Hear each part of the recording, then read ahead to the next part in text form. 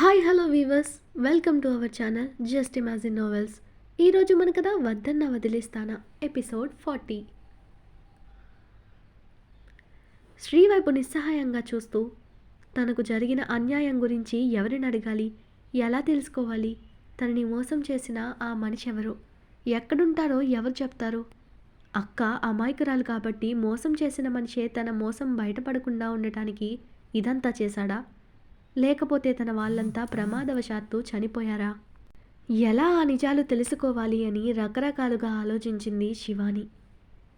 Doctor Srini discharge చేస్తూ ఆమెని చాలా జాగ్రత్తగా చూసుకోండి, ఇప్పుడు తను పసిపిల్లతో సమానం, మంచి గైనకాలజిస్ట్ దగ్గర నెల నెల ఆమెకి చెకప్ చేయించి ఆమెకు అవసరమైన మెడిసిన్స్ వాడండి అని శ్రీ గాయాలు మానటానికి కొన్ని మెడిసిన్స్ రాసిచ్చి పంపేశారు ఆ డాక్టర్.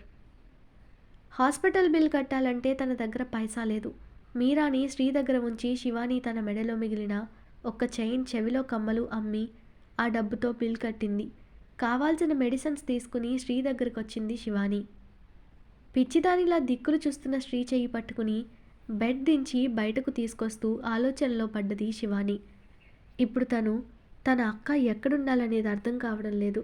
ఉన్న ఇల్లు కాలిపోయింది, చేతిలో డబ్బు లేదు, సంపాదించే మార్గం లేదు, తన చదువు ఇంకా అవ్వలేదు. ఒక్క నెల రోజుల్లో తనకి ఫైనల్ ఎగ్జామ్స్, అది రాస్తే తన MBA కంప్లీట్ అయితే తనకి జాబ్ వస్తుంది. అప్పటి వరకు తనకి తన అక్కతో ఉండడానికి, తినటానికి ఏం చేయాలని ఆలోచనలో పడ్డది శివాని. శివాని సందిగ్ధం అర్థమైన మీరా, ఏంటి అంతలా ఆలోచిస్తున్నావు, నేను ఇదే కష్టం నాకు వచ్చుంటే నువ్వు నన్ను ఇలా రోడ్డులో వదిలేసేదానివా? నేనున్నాను, అక్కని తీసుకుని నాతో పాటు మా ఇంటికి రా, మీరు అక్కడే ఉందరు అన్నది. శివాని కన్నీళ్లతో మీరా వైపు చూస్తూ, నాకు జరిగినట్టు ఎవరికీ జరగకూడదే, పొరపాటున కూడా ఆ మాట అనుకు.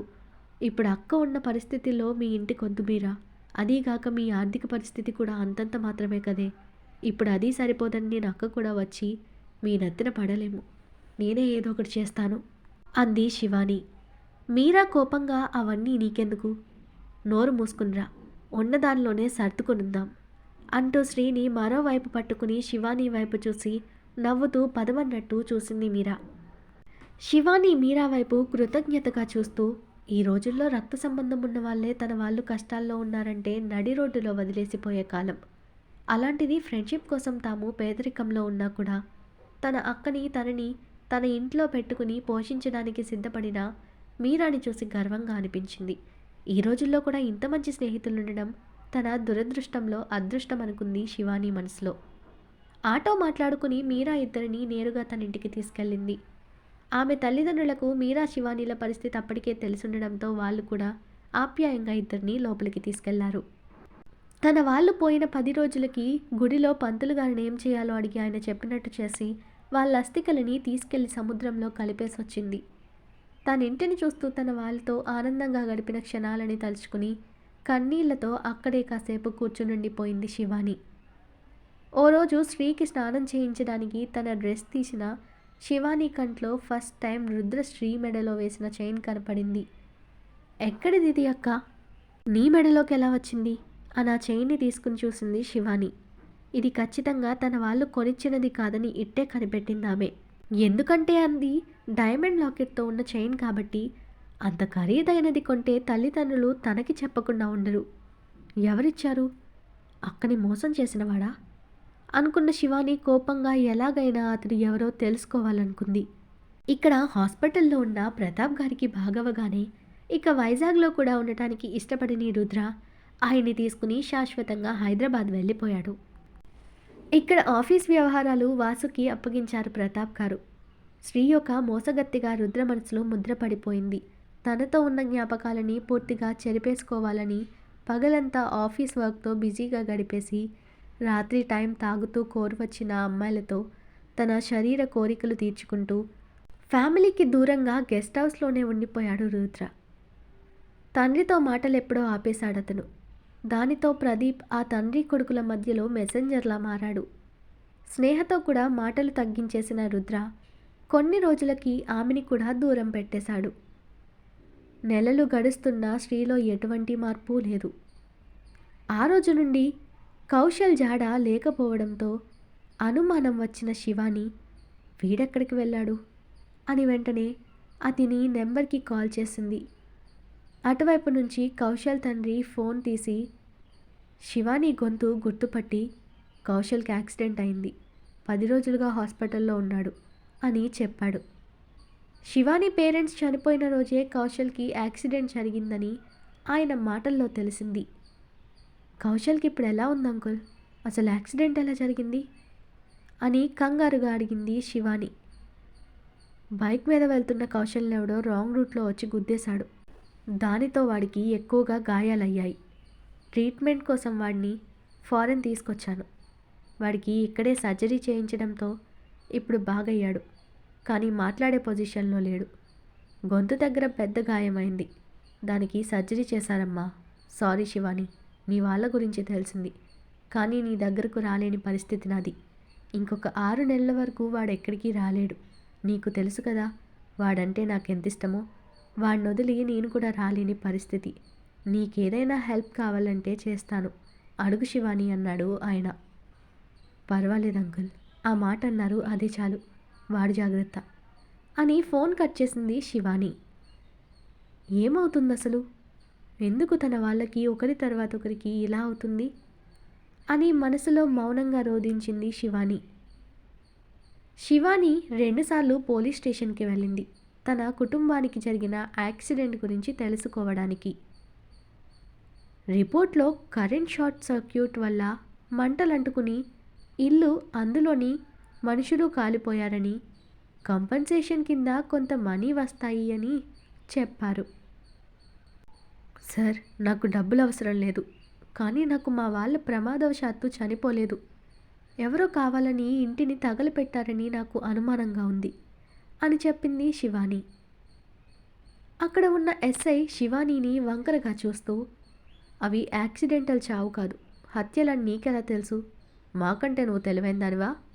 నీ దగ్గర ఏమైనా ఆధారాలున్నాయా అన్నాడు రూడ్గా.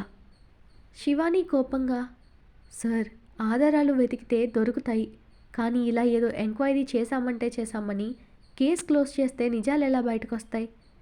ఆధారాలు నేను ఇస్తే మీరేం చేస్తారు సార్? మీరు సరిగ్గా రెస్పాండ్ కాలేదని నేను మీడియాని అప్రోచ్ అవుతాను అని బెదిరించింది శివాని.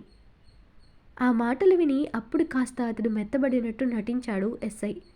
వెంటనే శివానీతో బేరసారాలాడాడు. అప్పుడే తనకి పూర్తిగా అర్థమైంది ఎవరు తన వాళ్ళని చంపడానికి కుట్ర చేశారని.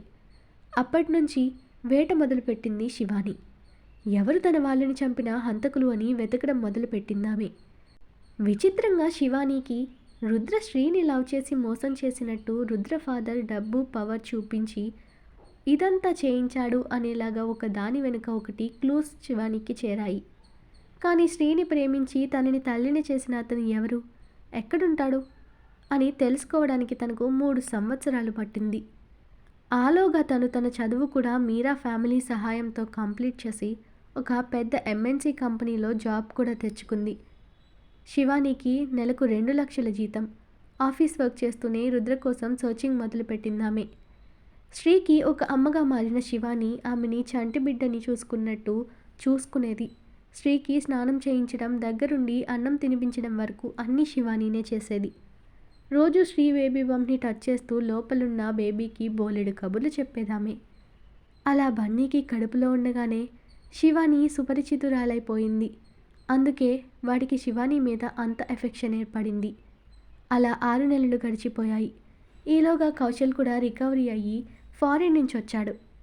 ఇక అతని హెల్ప్ కూడా తోడవడంతో శివాని మరింత లోతుగా ఇన్వెస్టిగేషన్ మొదలుపెట్టింది. వాళ్ళ ప్రయత్నాలు జరుగుతూ ఉండగానే శ్రీకి నెలలు నిండాయి. కనీసం బిడ్డ పుడితే అయినా బేబీ కోసమైనా శ్రీ నార్మల్గా మారకపోతుందా అని శివానీకి ఆశుండేది. కానీ ఎవరికీ తెలియకుండా శ్రీ ఎప్పటికీ బాగవకుండా ఉండాలని శివాని కళ్ళు కప్పి తనకు మెడిసిన్స్ ఇచ్చాడు ఆ అజ్ఞాత వ్యక్తి. శ్రీ మీద నిఘా పెట్టిన అగాంతకుడు శివానీకి రుద్రనే తన ఫ్యామిలీని చంపిందనే భ్రమలో ఉంచాడు వాడు. నెలలు నిండిన శ్రీకి పెయిన్స్ స్టార్ట్ అవ్వగానే ఆ నొప్పికి గట్టిగా ఏడవడం స్టార్ట్ చేసింది. అన్ని రోజుల తర్వాత శ్రీ మొదటిసారి గొంతు గట్టిగా వినిపించింది. వేరే రూమ్లో వర్క్ చేసుకుంటున్న శివాని పరుగున శ్రీ దగ్గరకు వచ్చింది.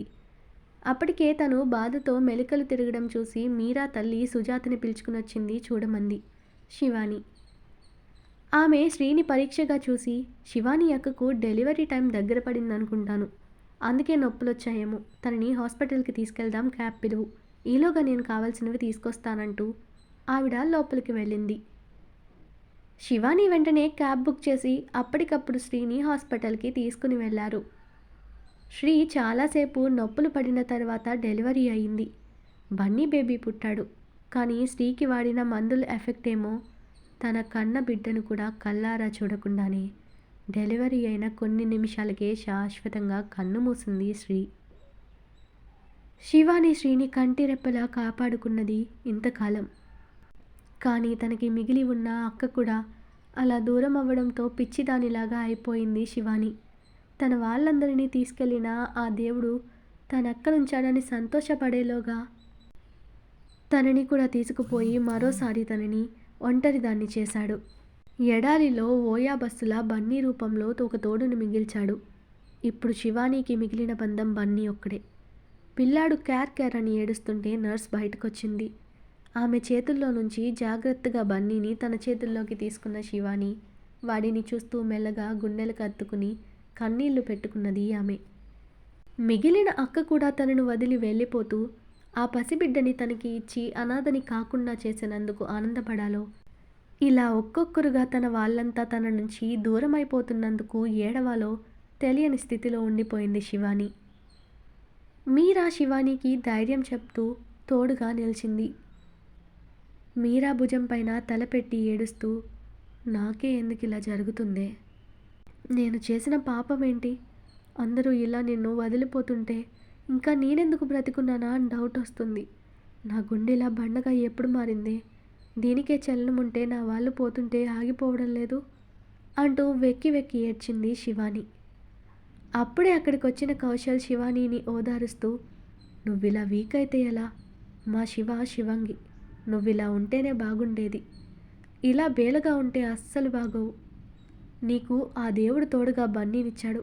నువ్విలా అయిపోతే వాడిని ఎవరు చూసుకుంటారు అని ధైర్యం చెప్పడంతో తన బాధలను దింగుమింగుకుని శ్రీకి జరగవలసిన అంత్యక్రియలను జరిపించి ఆ పసివాడితో తిరిగి ఇల్లు చేరింది శివాని. పాల కోసం ఏడుస్తున్న బన్నీకి సుజాత పోతపాలు పట్టడానికి ప్రయత్నించింది. కానీ వాడొక్క చుక్క కూడా తాగకుండా నోట్లో పోసినవి కూడా ఊసేస్తూ గుక్కపట్టి ఏడుస్తున్న బన్నీని చూసి అందరూ భయపడ్డారు. ఏం చేయాలో దిక్కుతోచక అప్పటికప్పుడే హాస్పిటల్కి తీసుకెళ్లిన శివానీకి తోడుగా కౌశల్ వెళ్ళాడు. డాక్టర్ బన్నీని చెక్ చేసి, బాబు పోతపాలు తాగకపోతే తల్లిపాలు తాగించాలి, అవి కూడా ఇప్పుడు మార్కెట్లో దొరుకుతాయి అనడంతో శివాని వాటి కోసం కూడా ప్రయత్నించింది. వాటిని తెచ్చి తాగిస్తే బన్నీ వాడిని కూడా తాగలేదు, ఊసేశాడు. ఆకలికి ఏడుస్తున్న వాడిని చూస్తూ, ఎందుకురా నువ్వు కూడా ఇలా చేస్తున్నా, ప్రాణం తీస్తున్నావు అంటూ బాబుని ఓదారుస్తూ గుండెలకు హత్తుకున్నది శివాని. విచిత్రంగా తన గుండెల మీదున్న బాబు తల్లిపాల కోసం చాలా ఆబగా నోరు తెరిచి తడుముతూ నోటితో చప్పరించడం చూసి ఆశ్చర్యపోయింది. వాడి బాధ చూసి ఏం చేయాలో తెలియలేదు శివానీకి. అందరూ తననే చూస్తూ ఉంటే సిగ్గుగా ఉంది. పెళ్ళి కాని తను వాడికి పాలెలా ఇవ్వగలదు? బుడ్డిలో పోసిన పాలను తాగిద్దామని చూసింది కానీ వాడు తాగలేదు. వాడు మళ్ళీ తన దగ్గర పాలు తాగాలని ఆరాటపడడం చూసిన శివానీకి ఏం చేయాలో తెలియలేదు. డాక్టర్ దగ్గరికి వెళ్ళి ఇదే విషయాన్ని చెప్పి, దీనికి సొల్యూషన్ ఏదైనా ఉంటే చెప్పండి డాక్టర్ అని రిక్వెస్ట్ చేసిందామె. ఇప్పటికే బిడ్డ పుట్టి 4-5 గంటలైనా ఇప్పటి వరకు వాడు ఒక గుక్క పాలు కూడా తాగకపోవడంతో గొంతారిపోయి పొట్ట లోపలికి పోయింది. ఏడుపు కూడా కీచుగా రావడం చూసి వాడికి కూడా ఏదన్నా అయితే ఇక తను బ్రతకడం వేస్ట్ అని శివానీకి భయం వేసింది. ఆ లేడీ డాక్టర్ శివానీని చూస్తూ, మీకు పెళ్ళయిందా అని అడిగింది. కాలేదు డాక్టర్ అని శివాని చెప్పడంతో చెప్పడానికి తటపాటాయించింది ఆ డాక్టర్. ఆవిడ ఎందుకు అలా సందేహిస్తుందో అర్థం కాక, పర్వాలేదు డాక్టర్, ఏ విషయమైనా నాతో చెప్పండి, ఎలా అయినా నా బిడ్డను నేను కాపాడుకోవాలి, నాకు మిగిలిన బంధం వీడొక్కడే అని చేతులు జోడించి వేడుకున్నది శివాని డాక్టర్ని. ఆవిడకి శివాని బాధ అర్థమై, చూడమ్మా, ఇప్పుడు మెడికల్ టెక్నాలజీతో బిడ్డని కనకపోయినా ఆడవాళ్ళకి పాలేర్పడటానికి ఇంజెక్షన్స్ ఉన్నాయి. కానీ వాడికి సైడ్ ఎఫెక్ట్స్ కూడా చాలా ఉంటాయి. పెళ్లి కాలేదంటున్నారు కాబట్టి అది వేసుకుంటే మీలో సెక్షువల్ ఫీలింగ్స్ ఎక్కువ వస్తాయి. వాటి వల్ల మీరు చాలా సఫర్ అవుతారు. హార్మోనల్ ఇంబ్యాలెన్స్ అవుతాయి. దాంతో రకరకాలుగా ఉంటుంది. రేపొద్దున మీకు పెళ్ళైన తర్వాత ఈ విషయం నీ భర్తకి తెలిస్తే మీ హస్బెండ్ కూడా మిమ్మల్ని అపార్థం చేసుకునే అవకాశం ఉంది. ఓసారి ఆలోచించండి అన్నది డాక్టర్.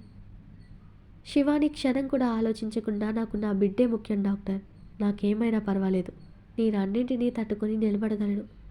వెంటనే అటువంటి ఇంజెక్షన్ ఏదైనా ఉంటే నాకు ఇవ్వండి, నా బిడ్డను కాపాడుకోవాలి అని కన్నీళ్లు పెట్టుకున్నది శివాని. తన మొండితనం చూసిన డాక్టర్ ఆశ్చర్యపోతూనే, నేను చెప్పాల్సింది చెప్పాను, తర్వాత నీ ఇష్టం అంటూ నర్స్కి ఆ ఇంజెక్షన్ తీసుకురమ్మని చెప్పి ఆమె తెచ్చివ్వగానే అది శివానీకి ఇస్తూ, ఒక 3 hours తర్వాత మీకు పాలు ఏర్పడతాయి. ఒకవేళ బాబు తాగకపోతే మీ చనులు గడ్డలు కట్టే అవకాశం ఉంది. కాబట్టి పాలు ఎక్కువైనప్పుడు వాటిని మీ అరచేతులతో మీరే తీసుకోండి అని చెప్తూ, ఎలా తీయాలి ఏంటి అని మీ ఇంట్లో ఎవరైనా పెద్దవాళ్ళు ఉంటే వాళ్ళు సలహా తీసుకోండి అని చెప్పింది డాక్టర్. థ్యాంక్ యూ డాక్టర్ అని చెప్పి బన్నీని తీసుకుని తిరిగి ఇంటికి వచ్చేసింది శివాని. దారిలో కౌశల్ అడిగిన మాట దాటేసింది ఆమె. సుజాతకి విషయం చెప్పింది శివాని. ఆవిడికి శివాని సిచ్యువేషన్ తెలిసి ఏం చెప్పాలో అర్థం కాక, అంతా ఈశ్వరేచ్ఛ అంటూ శివాని చేతిలో నిద్రపోతున్న బాబుని తీసుకుంది ఆవిడ. మీరా శివానీని చూసి, ఇంతసేపేంటి, బాబుకి ఎలా ఉంది, ఏమైనా తాగడా అని అడిగింది. శివాని జరిగింది చెప్పింది. కానీ ఆ ఇంజెక్షన్ వల్ల తనకి కలిగే సైడ్ ఎఫెక్ట్స్ గురించి మీరాతో చెప్పలేదామే. ఆ ఇంజెక్షన్ గురించి వినగానే మీరా కోపంగా, దీనివల్ల నీకు ఫ్యూచర్లో ఏమైనా ఇబ్బందులు వస్తాయేమో ఆలోచించుకున్నావా, నీకు బన్నీ ముఖ్యమే కాదన్ను, కానీ అలా అని నీ లైఫ్ని రిస్క్లో పెడతావా అని అడిగింది మీరా శివానీని. చూడు మీరా, నాకు లైఫ్లో మరొకరిని పెళ్లి చేసుకోవాలని కానీ మరోసారి బిడ్డని కనాలని కానీ ఆశలు లేవు. నా లైఫ్కి వీడొక్కడే. నా గోల్ నా కుటుంబాన్ని నాశనం చేసిన వాళ్ళందరినీ నాశనం చేయడమే. ఇక నాకు ఎటువంటి కోరికలు లేవు, ఆశలు అంతకన్నా లేవు, నేను కనలేదు అన్నది ఒక్కటే. కానీ వీడు ఇప్పటి నుంచి నా కన్న బిడ్డ. ఈ విషయం మరొకరికి తెలియాల్సిన అవసరం లేదు. ఈ క్షణం నుంచి బన్నీ నా కొడుకు. ఎవరైనా అడిగితే నువ్వు కూడా అలాగే చెప్పు. ఈ రహస్యం మన మధ్యనే ఉండాలి అని ఖచ్చితమైన స్వరంతో చెప్పింది శివాని. శివాని మొండితనం గురించి తెలిసిన మీరా సరే నీ ఇష్టం అని వదిలేసింది. ఈరోజు మన కథ ఇక్కడితో కంప్లీట్ అయింది. ఈ స్టోరీ మీకు నచ్చినట్టయితే ప్లీజ్ స్టోరీని లైక్ చేసి కామెంట్ రూపంలో మీ అభిప్రాయాన్ని తెలియచేయండి. అలాగే ఛానల్ని సబ్స్క్రైబ్ చేసుకుని షేర్ చేసి మాకు సపోర్ట్ చేయండి. నెక్స్ట్ అప్డేట్తో మళ్ళీ కలుద్దాం. అంతవరకు బాయ్.